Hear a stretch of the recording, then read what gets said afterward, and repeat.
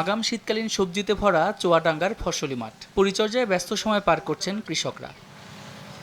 চাষিরা জানান, প্রতি বিঘা জমিতে সবজি চাষ করতে ৩০ থেকে ৩৫ হাজার টাকা খরচ করে ২৫ থেকে ৩০ হাজার টাকা লাভ করছেন তারা। আমাকে এখানে বাঁধাকপি, ফুলকপি সবজি আবাদ হয়, ভালো আবাদ হয়। ১ বিঘা জমিতে মোটামুটি আগাম কপি করতে পারলে ২০ থেকে ২৫ হাজার টাকা লাভ হয়। জেলার চাহিদা মিটিয়ে এখানকার সবজি যাচ্ছে ঢাকা সহ দেশের বিভিন্ন জেলায়। চাষিরা বিভিন্ন এলাকায় নিয়ে যায় এবং তারা লাভবান হচ্ছে। আমরা নিজেরাও বেশি, বাইরে থেকে ব্যাপারী এসে এগুলা কিনে নিয়ে যায়।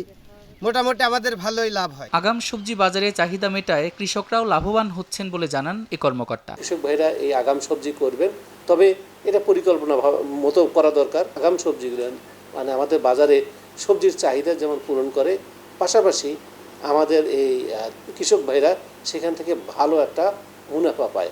এবার রবি মৌসুমে চুয়াডাঙ্গার ৪ উপজেলায় ৮,৬৪০ হেক্টর জমিতে চাষ হচ্ছে সবজি।